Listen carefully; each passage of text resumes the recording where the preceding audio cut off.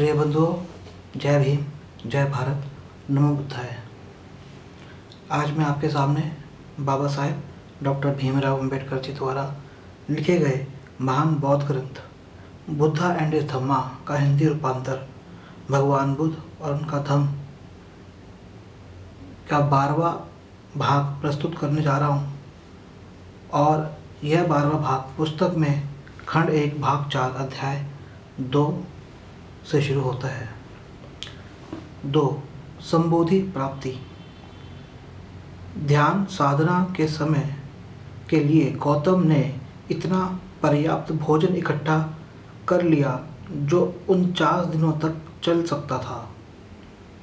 मन को व्याकुल करने वाले अकुशल विचारों का मूलोच्छेद कर गौतम ने अब भोजन ग्रहण करके शक्ति प्राप्त की।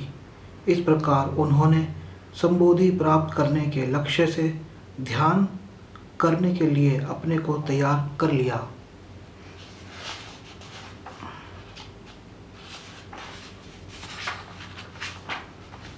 संबोधि प्राप्ति के लिए गौतम को 4 सप्ताह तक लगातार ध्यानमग्न रहना पड़ा। उन्होंने अंतिम संबोधि को 4 चरणों में प्राप्त कर लिया। पहली अवस्था में उन्होंने कारण और खोज पर विचार किया। देखिए, कारण और खोज, कॉज कारण और खोज माने डिस्कवरी, कि क्या कारण है और इसको कैसे खोजा जाए या इसकी खोज क्या है, इस कारण की। एकांतवास में उन्हें सरलता से इसे प्राप्त करने में सहायता दी। दूसरी अवस्था में उन्होंने एकाग्रता को भी सम्मिलित किया। एकाग्रता का अर्थ है कि हम जो आम आदमी की समझ से मैं कहूँगा कि एकाग्रता अर्थात कंसंट्रेशन। तीसरी अवस्था में उन्होंने संभाव तथा सचेतना से सहायता प्राप्त की। चौथी और अंतिम अवस्था में उसने पवित्रता को संभाव में तथा समचित्ता को सचेतना में शामिल कर लिया। देखिए, यहाँ पर है तीसरी अवस्था में उन्होंने संभाव तथा सचेतना। समभाव, भाव अर्थात फीलिंग, समभाव अर्थात देखिए बहुत विशेषज्ञ क्या कहेंगे, समभाव का जो मुझे अर्थ समझ में आ रहा है, भाव का अर्थ फीलिंग है और समभाव का अर्थात कि आप अपनी फीलिंग को नियंत्रण में करते हैं, यह आपका समभाव रहेगा। नियंत्रण का मतलब ख़त्म कर देना नहीं है, नियंत्रण का मतलब कंट्रोल फीलिंग्स। खुशी है, बहुत खुश है, उत्सुक है, मन कर रहा है कि जाके कोई ठंडे पानी में नहा ले, लेकिन आप कंट्रोल करते हैं क्योंकि वैसा संभव नहीं है। सचेतना देखिए, चेतना मतलब कॉन्शियसनेस। सचेतना अर्थात गुड कॉन्शियसनेस, मतलब कि जो आपकी कॉन्शियसनेस, मतलब कि आप जो सोच रहे हैं वह गुड सोच रहे हैं। मुझे तो सचेतना का यही अर्थ है और मुझे उम्मीद है कि यह सुन के जो बौद्ध विचारक हैं वह मेरी इन बातों पर और आगे गौर करेंगे और आपको ज़्यादा से ज़्यादा अच्छा बताएंगे। और यहाँ लिखा है कि चौथी और अंतिम अवस्था में उसने पवित्रता को समभाव में तथा समचित्ता को सचेतना में शामिल कर लिया। पवित्रता को संभाव में, जैसे कि मैंने बताया, संभाव का अर्थ हुआ कि कंट्रोल फीलिंग, तो पवित्रता को संभाव में शामिल कर लिया अर्थात कि कंट्रोल फीलिंग्स के अंदर पवित्रता मतलब प्योरिटी मीन्स कि आप अपने आप को समझ रहे हो। आपको दुख है तो आप दुख को समझ रहे हो, आपको भूख लगी तो आप भूख को समझ रहे हो। मुझे तो प्योरिटी यही लगती है, पवित्रता मतलब प्योर। तो जो उन्होंने कंट्रोल फीलिंग्स थी उसमें मतलब इसका अर्थ ये हुआ कि आप अपनी फीलिंग्स को समझ रहे हो। दूसरा है समचित्ता को सचेतना। देखिए, समचित्ता चित्त अर्थात शरीर। इस पुस्तिका में पुस्तिका के प्रकाशक ने चित्त को मन बताया, जो कि सही लगता है। अगर हम यहाँ कहें सचेतना, गुड कॉन्शियसनेस और समचित्ता, चित्त की एकाग्रता जिसे कहते हैं, चित्त का एक होना एवं मन का एक होना, उसको गुड कॉन्शियस मतलब इसका ये निकलेगा कि आपकी जो कॉन्शियसनेस है उसको आप अच्छा कर रहे हो, जो आपकी फीलिंग्स है उनको आप प्योर कर रहे हो। ये यहाँ पर अर्थ निकल रहा है। यह बहुत इम्पोर्टेंट है जो मैं बता रहा हूँ, क्योंकि यह भाग संबोधि जिसे हम कहते हैं संबोधि, संबोधि का अर्थ हुआ बोधि। जैसे मेरा जो पहले मैं बता चुका हूँ, बोधि एक आम आदमी के हिसाब से, एक मनुष्य के हिसाब से ये कहेंगे जो बुद्धिजीवी है। संबोधि अर्थात कि किस तरह से आप अपनी बुद्धि को बढ़ा सकते हो। आगे सुनिए। इस प्रकार जब चित्त एकाग्र, निर्मल, दोष रहित, दूषण रहित, ग्रहणशील, देखिए ग्रहणशील, चित्त मन जब ग्रहणशील, दक्ष, स्थिर, भावना रहित हो गया तो अपने उद्देश्य को भूले बिना गौतम ने अपना सारा ध्यान उस समस्या के समाधान पर केंद्रित किया जो उन्हें परेशान कर रही थी। देखिए, चित्त एकाग्र, निर्मल, दोष रहित, दूषण रहित, ग्रहणशील, यहाँ समझिए ग्रहणशील, दक्ष, स्थिर, भावना रहित हो गया। यहाँ पर अर्थ है भावना रहित, लेकिन भावना रहित कैसे हो सकते हैं आप? एक मनुष्य के तौर पे तो नहीं हो सकते, किसी पर और दूसरे जानवर के तौर पे भी नहीं होते। तो पुस्तिका है, जैसे कि मैं पहले बता चुका हूँ कि पुस्तिका में बहुत सी चीज़ें और लोगों द्वारा भी डाली गई है। तो आगे हम पढ़ते हैं। इसे हो गया तो अपने उद्देश्य को भूले बिना गौतम ने अपना सारा ध्यान उस समस्या के समाधान पर केंद्रित किया जो उन्हें परेशान कर रही थी। चौथे सप्ताह के अंतिम दिन की रात्रि में उनमें प्रकाश उत्पन्न हुआ। उन्होंने जान लिया कि उनके सामने दो समस्याएं हैं। पहली समस्या थी कि संसार में दुख है, और दूसरी समस्या थी कि किस प्रकार इस दुख का अंत करके मानव जाति को सुखी बनाया जाए। यहीं से इस लाइन से एक बहुत इम्पोर्टेंट लाइन, जरूरी लाइन जो निकल के आ रही है, जो अर्थ निकल के आ रहा है कि गौतम ये मान रहे हैं कि देखिए दुख है, अर्थात वह जो कि पुराणों में या वेदों में कही गई बातें हैं कि माया है, संसार मिथ्या है, दुख तो आना ही है, पुराने कर्म किए अब उसका इन कर्मों में फल मिलेगा, उन सब से अलग हट रहे हैं, उसको नकार रहे हैं, वेदों को नकार रहे हैं, ब्राह्मण शास्त्रों को नकार रहे हैं, और वे एक्सेप्ट कर रहे हैं, वे मान रहे हैं कि दुख होता है और दुख को दूर करना है, यह वे मान रहे हैं। और क्या रास्ता अपनाते हैं वह हम देखते हैं। पर मैं आपको पहले बता देता हूँ कि रास्ता उनका यही था कि उन्होंने संघ बनाया, भ्रमण किया और लोगों को समझाया, यही उनका रास्ता था। उन्होंने लोगों को मूर्ख नहीं बनाया, कोई जादू टोना, अंतर मंत्र तंत्र, सोना इकट्ठा कर देंगे, हाथ से सोना निकाल देंगे, जो ये झूठे पाखंडी लोग हैं, ऐसा उन्होंने कुछ नहीं किया। ऐसा हमें उनके जीवन से कुछ नहीं मिलता। आगे हम पढ़ते हैं। इस तरह 4 सप्ताह तक लगातार ध्यान करने के बाद अंत में अंधकार विलीन हुआ, प्रकाश उत्पन्न हुआ, अविद्या दूर हुई। देखिए, ये अंधकार विलीन हुआ, प्रकाश उत्पन्न हुआ, इसका अर्थ यही हुआ कि he become conscious, way conscious हो गए, वे पेन के प्रति, दर्द के प्रति सचेत हो गए कि दर्द है, इस दर्द को सहन किया, उस दर्द को उन्होंने माना। यहाँ पे भावना रहित नहीं है, वे दर्द को मान रहे हैं, भावना हित ही मान रहे हैं। इस चीज़ को समझिए। अविद्या दूर हुई, अविद्या दूर हुई। अविद्या अर्थात इग्नोरेंस, विद्या मतलब स्टडी नहीं, इग्नोरेंस। इग्नोरेंस क्या उनकी दूर हुई? उन्होंने ये एक्सेप्ट किया। देखिए, इससे पहले हम देख रहे थे कि बुद्ध जो थे वह ब्राह्मणों के पास, अधिकांशतः उनके गुरु ब्राह्मण रहे, उनके पास गए।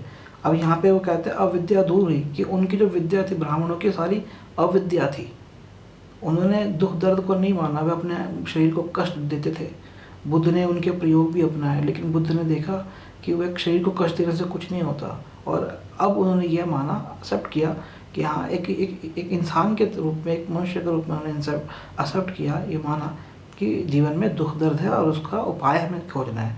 ये एक सबसे बड़ी बुद्धिस्ट बौद्ध शिक्षा आपको लेनी चाहिए कि जीवन में दुख है, लेकिन दुख से आप ऊट पटांग चक्रों में ना पड़ के आप दुख को प्राकृतिक रूप से कैसे हल कर सकते हैं, वे आप जीवन में खोजें, जिसकी खोज में बुद्ध निकल रहे हैं। और आगे देखते हैं कि उन्होंने क्या मार्ग हमारा दिखाया। उन्हें एक नया मार्ग दिखाई दिया, नए धर्म का आविष्कार। तो ये उनका एक नया मार्ग यहाँ पे है कि नए धर्म मैं पहले बता चुका हूँ, धर्म को पाली में धम्म बोलते हैं। तो नए धर्म अर्थात नए धम्म का आविष्कार। जिस समय गौतम ने प्रकाश के प्राप्ति हेतु ध्यान में बैठे, उस समय वह सांख्य दर्शन के प्रभाव में थे।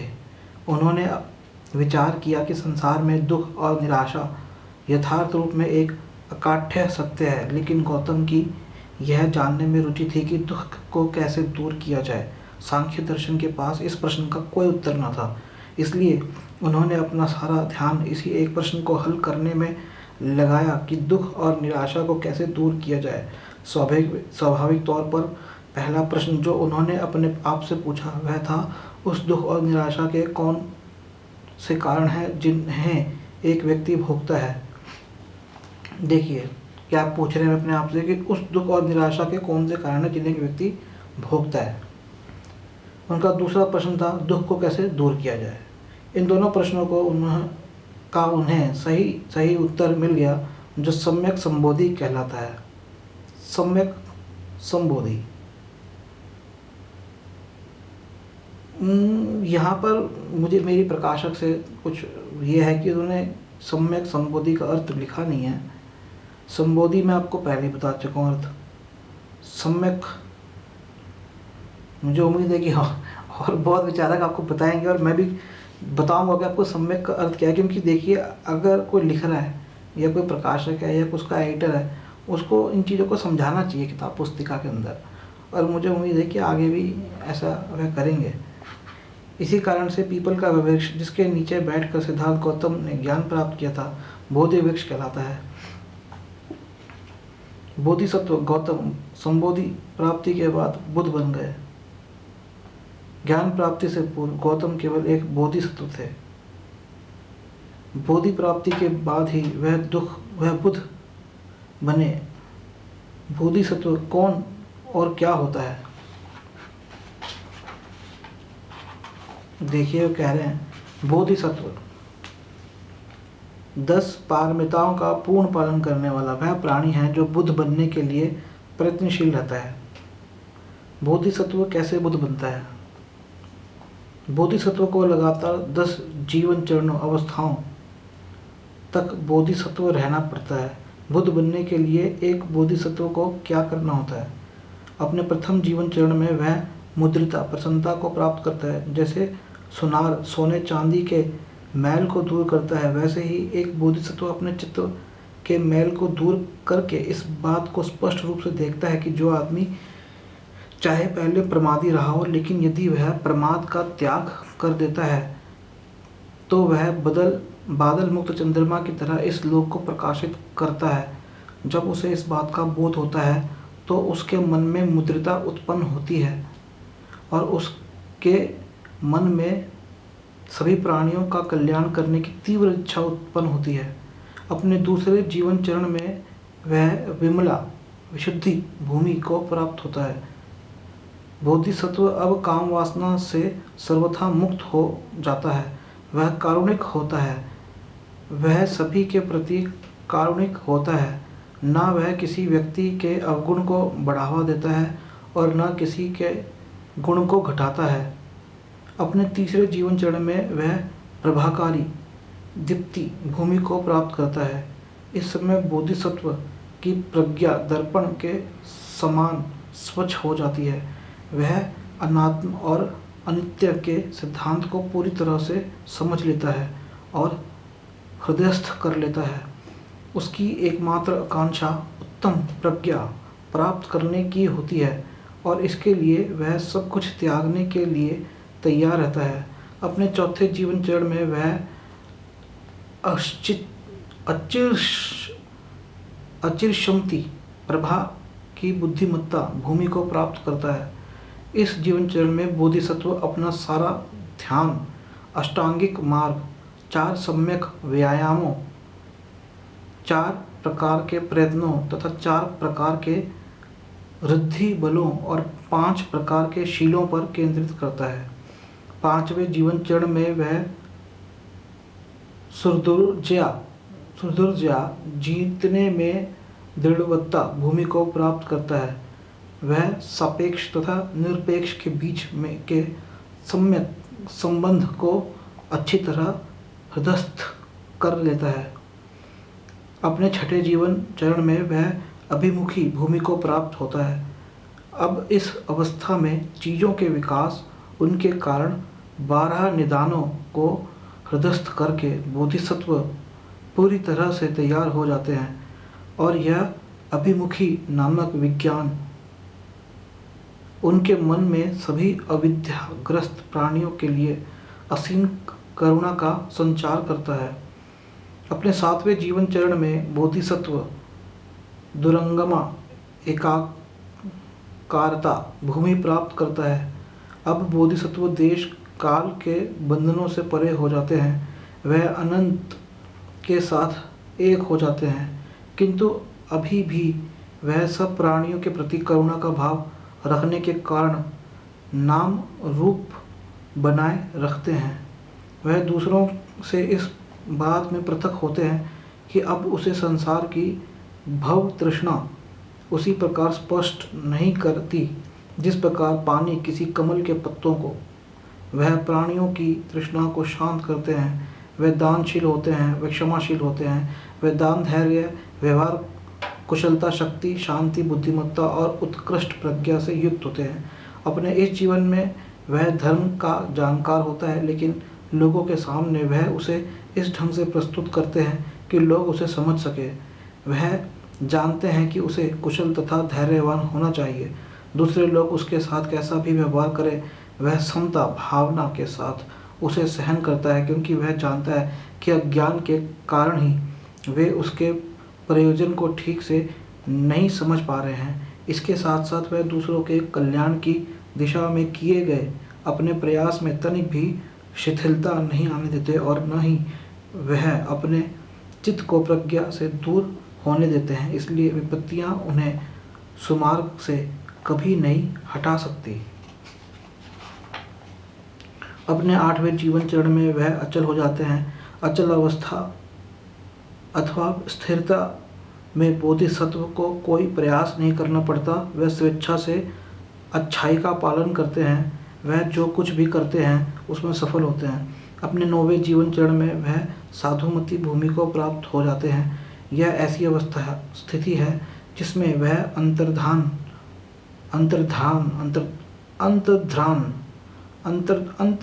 हो जाते हैं और सभी धम या प्राणियों को, सब दिशाओं को गहराई से जान लेते हैं, समय की सीमाओं से परे हो जाते हैं। अपने 10वें जीवन चरण में बोधिसत्व धम मेघा बन जाते हैं। उन बोधिसत्व को बुद्ध की दिव्य दृष्टि प्राप्त हो जाती है। बोधिसत्व इन 10 बलों भूमियों को प्राप्त कर लेते हैं जो बुद्ध होने के लिए आवश्यक है। एक अवस्था से दूसरी अवस्था में विकसित होने के लिए बोधिसत्व को न केवल इन 10 भूमियों को प्राप्त करना होता है, बल्कि उन्हें 10 पारमिताओं की पूर्णता का भी अभ्यास करना होता है। एक जीवन चरण का अंत एक पारमिता की पूर्ति है। पारमिताओं में विशेषज्ञता का एक अवस्था से दूसरी अवस्था में चलना आवश्यक है। एक पारमिता में पूर्णता एक जीवन चरण में करनी होती है। ऐसा नहीं कि थोड़ी एक में थोड़ी दूसरे में। एक बोधिसत्व जब दोनों तरह से समर्थ होता है तभी वह बुद्ध होने के योग्य बनता है। बुद्ध बनना ही बोधिसत्व के जीवन की पराकाष्ठा है। जातकों का सिद्धांत अथवा बोधिसत्व के अनेक जीवन चरणों का सिद्धांत ब्राह्मणों के अवतारवाद के सिद्धांत के सदृश लगता है, अर्थात ईश्वर के अवतार धारण करने का सिद्धांत।